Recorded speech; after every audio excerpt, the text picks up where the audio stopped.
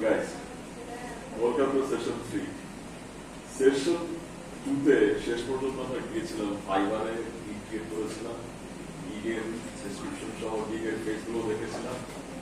এখন ফাইবারে যে একটা ইস্যু হয়েছে, আমি চাই না আপওয়ার্কেও একই সেম ইস্যু হতে পারে। যদি আপনি আপওয়ার্কেও সেম নেটওয়ার্কে প্রোভাইড করার চেষ্টা করেন, ইস্যু হতে পারে। এজন্য আপওয়ার্কেও প্রোভাইড করা যাচ্ছে না আপাতত। আমি আমার প্রোফাইল দিয়ে ঢুকেই সাধারণত যেভাবে প্রজেক্টগুলো দিতে হয় এবং সেই প্রজেক্টগুলো কিভাবে বিট করতে হয় এটা ভালো আমি আপনাদেরকে দিয়ে দিই। কারণ প্রোফাইল করতে গেলে একই সমস্যা হবে, বিভিন্ন, কারণ আপনি একই নেটওয়ার্কে আছেন। আপনি মোবাইলে ট্রাই করে দেখতে পারেন। তবে আসলে প্রোফাইল করাটা খুব একটা বড় বিষয় লাগছে, শুধু আপনার ইমেইল লাগছে, শুধু আপনার ইমেইল। প্রোফাইল আপনারা যে কেউ করতে পারেন।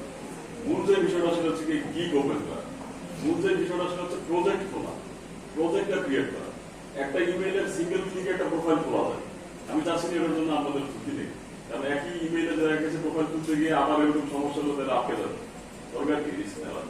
এটা আপনারা বাসায় গিয়ে পার্সোনাল প্রোফাইল দিয়ে 1 মিনিটে 1 ক্লিকে করতে পারেন। যেটা বোঝার বিষয় সেটা হচ্ছে প্রোফাইল ক্রিয়েট করার পরে গিগ ক্রিয়েট করা। যেটা বোঝার বিষয় সেটা হচ্ছে প্রজেক্ট ক্রিয়েট করা। প্রজেক্টগুলো কিভাবে এখন যেটা হচ্ছে যেটা দেখাতে যাচ্ছি আপনাদেরকে ফাইবারে অলরেডি আমি ইতিমধ্যে দেখিয়েছি ফাইবারে কিভাবে গিগটা ক্রিয়েট করতে, কিন্তু আপওয়ার্কের একটা ডেসক্রিপশন দেওয়া উচিত, জরুরি বলে আমি বলে দেব।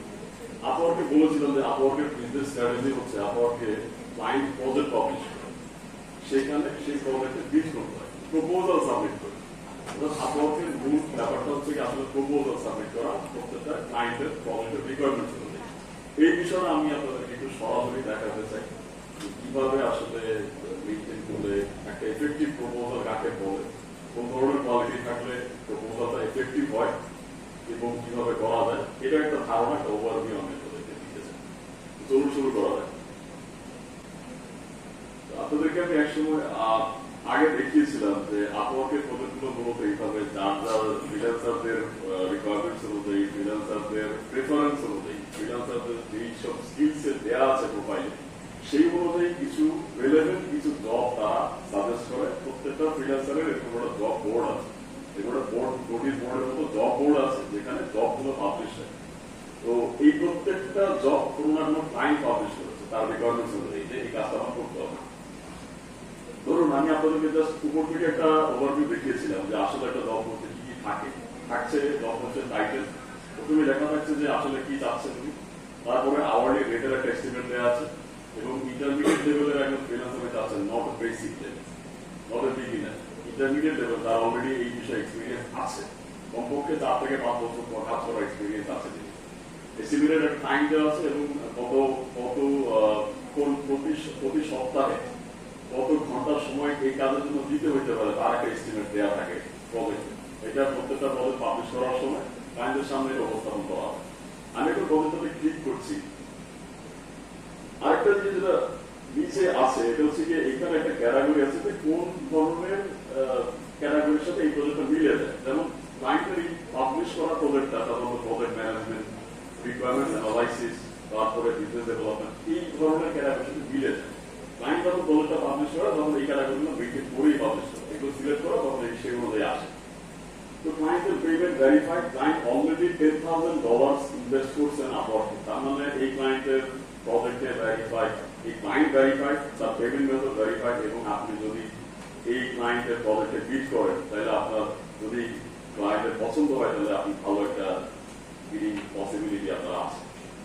এবং ক্লায়েন্ট ইউনাইটেড স্টেটস বেসে, তো মোটামুটি আপনি এই ক্লায়েন্টে আমি মনে করি এই প্রজেক্টে আপনার বিড করা উচিত। তো চলুন একটু ডিটেলসে যাওয়া যায় এই প্রজেক্টে আসলে কিভাবে বিড করা যায়।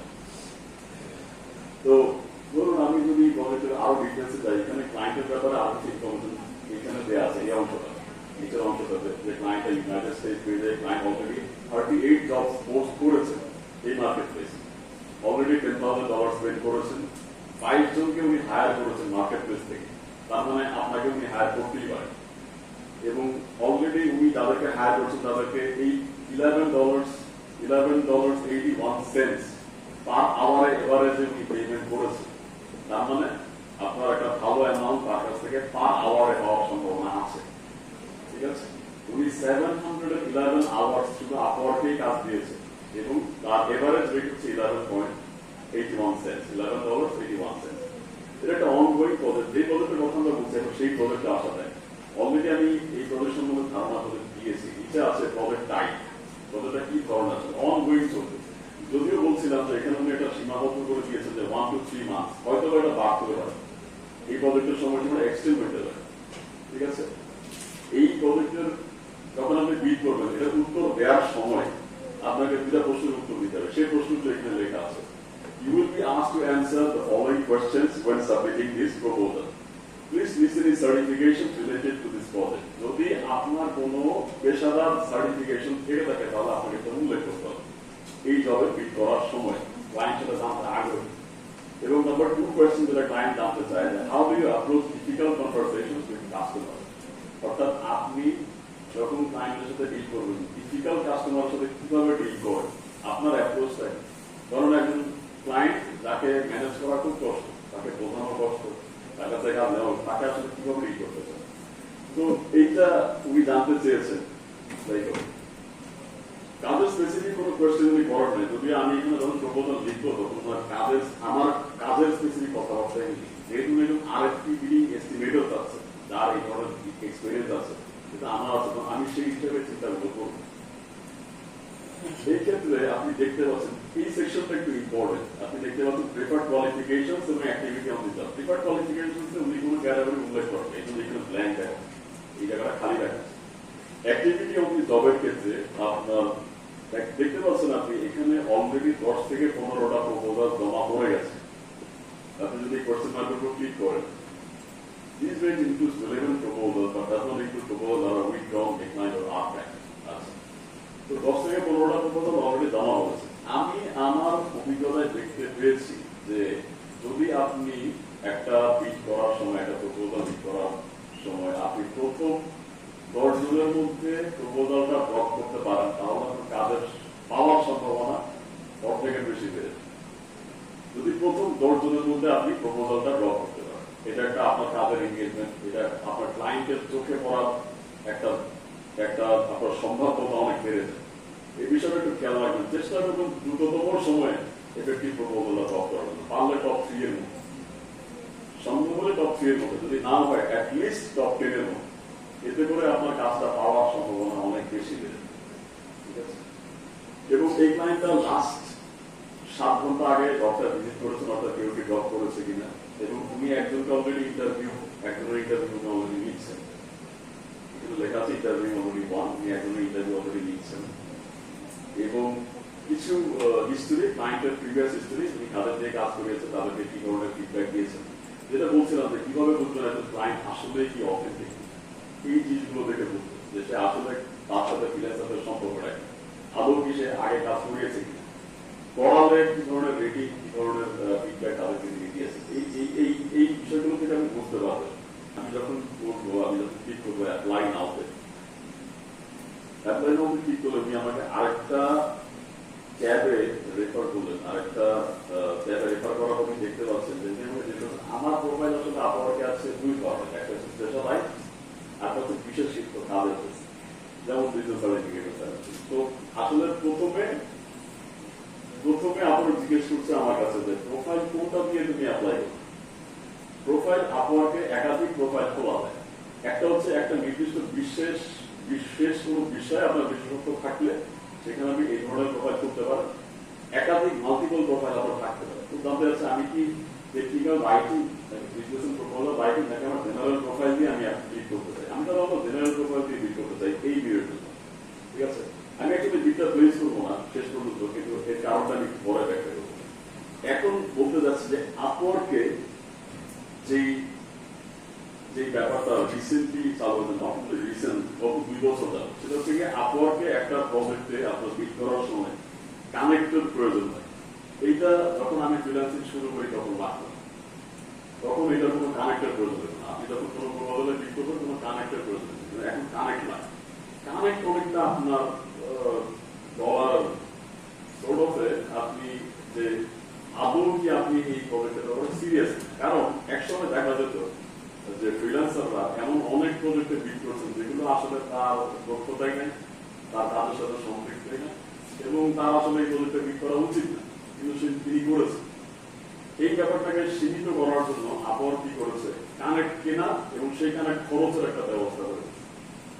এটা হচ্ছে কি সেই কানেক্টের কথা বলছি। তো সোর্ট এটা অনেকটা কয়েনের মতো যেটা আপনি খরচ করছেন একটা কাজ করার জন্য। প্রত্যেকটা কানেক্ট 0.15 অর্থাৎ 15 সেন্টস খরচ করে কিনতে হয় আপওয়ার্ক। আগে এটা যেহেতু কানেক্ট ছিল না, বা এটা ফ্রি ছিল, আপনি প্রপোজালে বিল করার সময় এটা ফ্রি, কিন্তু এখন আপনাকে কানেক্ট কিনে সেই কানেক্টের জন্য খরচ করতে হবে। এখানে দেখা যাচ্ছে যে দিস প্রপোজাল রিকোয়ার্স 15 কানেক্ট, অর্থাৎ এই প্রপোজালে বিল করার জন্য আপনার 15 কানেক্ট খরচ করতে হবে। 15 মাল্টিপ্লাই বাই 0.15 সেন্ট যত হয়, ঠিক আছে? কিন্তু এটা ফিক্স না যে প্রত্যেকটা প্রপোজালের জন্য আপনাকে 15 কানেক্টসই খরচ করতে হবে, এরকম ফিক্স কাজ হিসেবে ভ্যারি করে। কোনো কাজে হয়তো বা এর চেয়ে কম কানেক্ট লাগতে পারে, হয়তো মেবি 2 কানেক্টস, 4 কানেক্টস, 6 কানেক্টস, এর চেয়ে কম হতে পারে, আবার এর চেয়ে বেশিও হইতে পারে যদি কাজ এর চেয়ে বেশি ভ্যালুয়েবল হয়। এটা অনেকটা ডিফার করে কাজের উপর ভিত্তি করে, কাজের ভ্যালুটা আসলে কত বোঝা যাচ্ছে। এই যেহেতু ক্লায়েন্টটা ভেরিফাই, কাজটা মোটামুটি বেশ পয়সা মনে হচ্ছে, এর জন্য আপওয়ার্ক এটাতে কানেক্ট একটু বাড়িয়ে দেয়। সাধারণত আমি দেখতে পাই 6 to 8 কানেক্টসের বিট আমার চোখে পড়ে বেশিরভাগ। তো এটা 15 কানেক্ট আপনাকে বিট করতে হবে, তার মানে আপনার নিশ্চিত করতে চায় আপনি আদৌ এই প্রপোজালের ব্যাপারে সিরিয়াসলি, ঠিক আছে? এইটুকু কনফার্ম আপওয়ার্ক করতে চায়। তো 15 কানেক্ট খরচ হওয়ার কারণে হয়তো প্রপোজাল আরো কম ড্রপ হয়েছে। যদি এটা কানেক্ট আরো কম থাকতো তাহলে হয়তো প্রপোজাল আরো বেশি চলে যেত। আমার ব্যালেন্সে এখন বলা হচ্ছে কানেক্ট কেনা যায় কিভাবে, কানেক্ট কেনার প্রসেসটা কি? ধরুন আপনি নতুন ফ্রিল্যান্সার, কানেক্ট কেনার প্রসেস হচ্ছে দুইটা। এক হচ্ছে কি আপনি আপনার ক্রেডিট কার্ডের মাধ্যমে পে করে কানেক্ট কিনতে পারেন মার্কেট প্লেস থেকে সরাসরি, আপনার কাছে সেই ব্যবস্থা আছে। অথবা কানেক্ট কেনার আরেকটা উপায় হচ্ছে আপনার আপওয়ার্ক থেকে হয়তো আপনি কাজ করেছেন, ব্যালেন্সে টাকা আছে, সেই টাকা খরচ করে আপনি কানেক্ট কিনতে পারেন, ঠিক আছে? দুইটা অপশনের কথা বললাম। অপশন একটা হচ্ছে কি আপনি সরাসরি ক্রেডিট কার্ডের টাকা খরচ করে কানেক্ট কিনতে পারেন। দ্বিতীয় অপশন হচ্ছে কি আপনার আপওয়ার্কে আপনি অলরেডি কাজ করেছেন, ইনকাম করেছেন, ব্যালেন্সে টাকা আছে, সেই ব্যালেন্স খরচ করে আপনি কানেক্ট কিনতে পারেন। এই দুইটা অপশন। তো দেখা যাচ্ছে আমার ব্যালেন্সে 20 কানেক্ট আছে, যদি আমি এখানে অ্যাপ্লাই করবো না, যদি অলরেডি দেরি হয়ে গেছে, আমি টপ 3 এর মধ্যে না হলে অ্যাপ্লাই করি না। এখানে একটু দেরি হয়ে গেছে জন্য আমি অ্যাপ্লাই করবো না, করে লাভ হবে, আমার সম্ভবত অলরেডি কমে গেছে, যদিও দেখে হয়তো কানেক্ট হয়ে লস হবে। আমি আপনাকে ক্লিয়ারলি বলে দিব যে কিভাবে আসলে দ্রুততম সময় ইফেক্টিভ প্রপোজাল লেখা হয়। এই ক্ষেত্রে আমি কিছু টুলস ব্যবহার করবো, যদি আমি চ্যাটজিপিটি আবার ব্যবহার করি। যে প্রথমে এই অলরেডি এই রিকোয়ারমেন্টস আমি অলরেডি আপনার সাথে করেছি একটা, যে আসলে আমি কি চাই। কাস্টোডিয়াল সার্ভিসের একটা আরেকটি আছে, এটা প্রপোজাল লিখতে চান। যেই একজন উনি চাচ্ছেন এমন একজন যিনি প্রপোজাল লেখা থেকে শুরু করে বিড সাবমিট পর্যন্ত পুরোটাই করবেন, এইটুকু। আমি যদি পুরোটা জব রিকোয়ারমেন্টস পুরোটা কপি করে আমি যদি চ্যাটজিপিটিতে দিয়ে দেয় এবং তারপরে লিখে দিই, can you create an effective proposal for this Upwork gig or Upwork project? So ChatGPT আমাকে প্রপোজাল সাবমিট করবে। আমি দেখাতে চাই যে আসলে এফেক্টিভ প্রপোজাল লেখার জন্য আমাদের কি আসলে ক্রাইটেরিয়া থাকা উচিত। একটা এফেক্টিভ প্রপোজাল আসলে কি, এফেক্টিভ প্রপোজাল কোনটা, আর গতানুগতিকটা প্রপোজাল কোনটা। প্রথমত আপনি যেটা দেখতে পাচ্ছেন যে তুমি ক্লায়েন্টের নামটা উল্লেখ করছি, যদি থাকে ক্লায়েন্টের সম্বোধন করা, ক্লায়েন্টকে বোঝানো যে আমি তোমার প্রতি আন্তরিক। এটা একটা, এই প্রত্যেকটা ওয়ার্ড যেগুলো আপনি ব্যবহার করছেন ইট ম্যাটার্স। যদি আপনি মনে করছেন যে এটা একটা সম্ভাষণ না, এতে কি আসে, কিন্তু ইট ম্যাটার্স। এটা একজন ফ্রিল্যান্সার এবং একজন প্রফেশনাল ফ্রিল্যান্সারের মধ্যে পার্থক্য করে দেবে, বিচার পাচ্ছেন, ঠিক আছে? তো মূলত প্রথম প্যারাগ্রাফে আপনি আপনার নিজের আগ্রহ প্রকাশ করছেন যে আপনি যে প্রজেক্টটা পাবলিশ করেছেন আমি এটাতে বিট করার পরে খুব আগ্রহী। কাস্টোডিয়াল সার্ভিসে আরেকটি আমি প্রপোজাল লিখতে পাই, আগে লিখেছি এবং এখন লিখতে পারবো, আপনার এটার জন্য আমি খুবই আগ্রহী। প্রথম প্যারাগ্রাফে মূলত নিজের আগ্রহটা প্রকাশ করেছে দ্রুততম সময়। সেকেন্ডলি আমাকে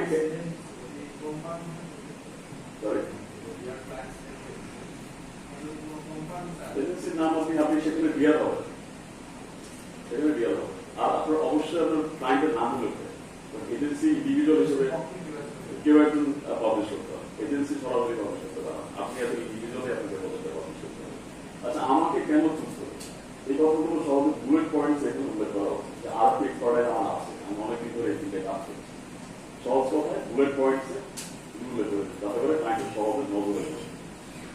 স্পেসিফিক্যালি কাস্টোডিয়াল ইন্ডাস্ট্রি নলেজের ব্যাপারে একটা কথা আমি বলছি যে এই ফিল্ডে এই ইন্ডাস্ট্রিতে আমি কাজ করেছি আর সুতরাং আপনার যে প্রজেক্ট রিকোয়ারমেন্ট সেটা আমি করে দিতে পারবো। কস্ট এস্টিমেশনের যে চাহিদা আপনার কখন আমাকে যে বাজেট করে দিতে হবে এই বিষয়ে আমার অভিজ্ঞতা আছে। আমি আগে স্কোপ, লেবার, ম্যাটেরিয়াল এবং ওভারহেডের কস্টগুলো আগে ক্যালকুলেট করেছি, তাই আমি জানি না কিভাবে করতে পারি। ঠিক আছে, আপনি টু দ্য পয়েন্ট ক্লায়েন্টের রিকোয়ারমেন্টস এর প্রপোজালের রিকোয়ারমেন্টস প্রজেক্টের রিকোয়ারমেন্ট বুঝে আপনি প্রপোজালটা সাবমিট করছেন কিনা। আমি যদি এই প্রপোজাল সাবমিট করতাম আমি হয়তো এত কথা লিখতাম, আরো আরো সংক্ষিপ্ত করে নিয়ে আসতাম, কারণ আমার এত কথা লেখার সময় নেই যদি আমি টপ 3-তে জায়গা পেতে চাই। তবে আমি উত্তরটা এরকমই নিতাম, অল্প কথায় কোনো সময় হয়তো বুলেট পয়েন্ট গুলো ব্যবহার করতাম যে আমার এই অভিজ্ঞতা আছে, যেভাবেই হোক আপনাকে বোঝান যে না আমি কাজটা পাবো। ঠিক আছে, এবং প্রপোজালের একটা জায়গা আছে আপনাকে দেখাবো, সেখানে সিমিলার স্যাম্পল অ্যাড করা হয় যে আপনি আগে এই ধরনের কাজ করেছেন, এরকম কিছু স্যাম্পল আপনি অ্যাড করেছেন, এই জায়গাটা কোথায় আমি আপনাকে একটু দেখাচ্ছি। ঠিক আছে, এবং এই কাজটা করার জন্য আপনার অ্যাপ্রোচটা কি, কারণ ক্লায়েন্ট একই সাথে একই কাজের জন্য একাধিক প্রপোজাল ডিল করতেছে। কারণ আপনি দেখতে পাচ্ছেন এই কাজটার জন্য 10 থেকে 15টা প্রপোজাল অলরেডি সাবমিট হচ্ছে। তো তার মানে ক্লায়েন্ট একই সাথে আপনার পাশাপাশি আরো অনেকের প্রপোজাল দেখতেছে। আপনার প্রপোজালের পার্থক্যটা কোথায়, কেন আমি অন্যদেরকে বাদ দিয়ে আপনাকে চুজ করবো, এই উত্তরটা যেন আপনার প্রপোজালের মধ্যে থাকে, এটা নিশ্চিত আপনাকে করতে হবে দ্রুততম সময়। ঠিক আছে, তো উনি বলছেন যে চ্যাটজিপিটি সাজেস্ট করছেন আমাকে দেওয়ার জন্য যে আমার অ্যাপ্রোচটা কি। আমি রিকোয়ারমেন্ট অ্যানালাইসিস আগে করেছি, কস্ট এস্টিমেশন করেছি, বিড প্রিপারেশন আগে করেছি এবং স্টেক হোল্ডার এনগেজমেন্টও ভালো লাগে। টিপিক্যাল ক্লায়েন্টের সাথে কিভাবে ডিল করতে হয়, কাস্টমারের সাথে কিভাবে, এটা আমি ভালো লাগে। এই ঠিক আছে, ডেলিভারেবল হিসেবে ক্লায়েন্ট কি পাবে এটা একটা উল্লেখ থাকা, যদি থাকে খুব ভালো। তপস্যমতীদের উল্লেখ করা যায় ডেলিভারেবল হিসেবে ক্লায়েন্ট আসলে কি পাচ্ছে, আর একটুতে রিকোয়ারমেন্ট ক্লায়েন্টকে আমি দিতে পারি যে আর একটুতে ক্লায়েন্ট এই জিনিসগুলো পাচ্ছে। কিছু সাপোর্টিং ডকুমেন্টেশন সাথে অ্যাড করে দিতে পারি যে স্যাম্পল ডকুমেন্ট, এবং consultation and support for bidding process, অর্থাৎ আপনাকে যতটুকু লাগে কনসালটেশন এবং সাপোর্ট দেওয়া আমি দিতে পারি। সহজে এখানে চলে আসে। তো দেখালাম যে এটার একটা সম্ভাব্য প্রপোজাল যেটা এফেক্টিভ হতে পারে।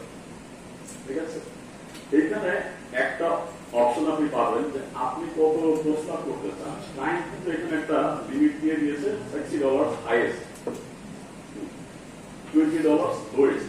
যদি আপনার কাছে মনে হয় যে $62 এখানে আসলে আমার জন্য উপযোগী না, হয়তো আরেকটু বেশি আমি পাওয়ার উপযোগী, আপনি চাইলে প্রপোজ করতে পারেন। ক্লায়েন্ট একটা সীমা দিয়ে দিয়েছে। অনেক সময় অনেক ক্লায়েন্ট এমন বাজেট প্রস্তাব করে যেটা আসলে অবাস্তব, হয়তো খুবই কম, হয়তো এত বেশি, অর্থাৎ ক্লায়েন্ট যাচাই করতে যাচ্ছে আপনি আদৌ কাজটা সম্বন্ধে ধারণা আছে। যখন আপনি দিনের পর দিন একটা ক্লায়েন্ট একটা ফিল্ডে অনেকদিন ধরে কাজ করবেন, আপনার একটা কাজের বাজেট সম্বন্ধে ধারণা রয়েছে যে এই কাজটা করতে কতটুকু সময় কতটুকু টাকা লাগতে পারে, একটা বাজেট থাকতে পারে। ক্লায়েন্টেরও হয়, ফ্রিল্যান্সারদের যেরকম হয় ক্লায়েন্টেরও হয়, কারণ ক্লায়েন্টেরও অনেক কাজ করে, ক্লায়েন্টেরও হয়ে যায়। ক্লায়েন্ট গুলো তো অনেক সময় একটা অবাস্তব একটা বাজেট প্রকাশ করে আপনাকে যাচাই করতে চায় যে আদৌ কি এই কাজ সম্বন্ধে আপনার ধারণা আছে কিনা। এটা একটা প্রপোজাল করা।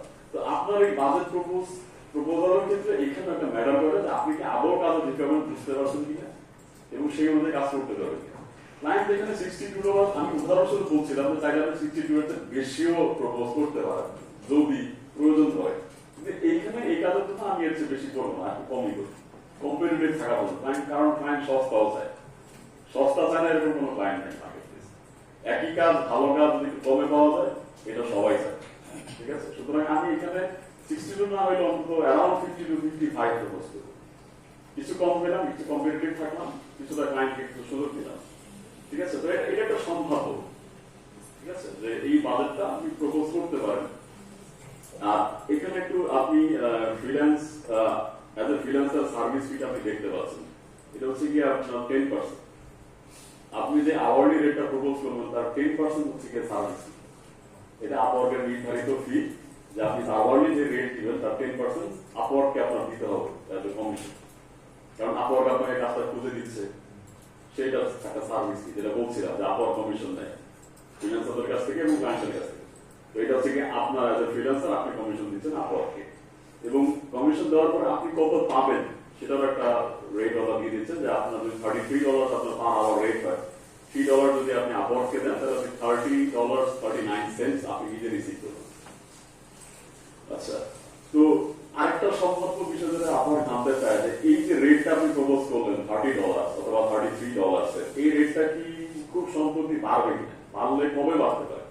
যেমন যদি হয় যে কিনা একটা লিস্ট আছে যে প্রতি 3 মাস পরে পরে আমার রেট বেড়ে যায়, কারণ সাধারণত সময়ের সাথে সাথে আমাদের রেট বাড়ে স্বাভাবিক, তো প্রতি 3 মাস পরে পরে আমাদের রেট হয়তো বাড়তে পারে। এটা একটা অপশন আপওয়ার্ড দিয়ে দিয়েছে।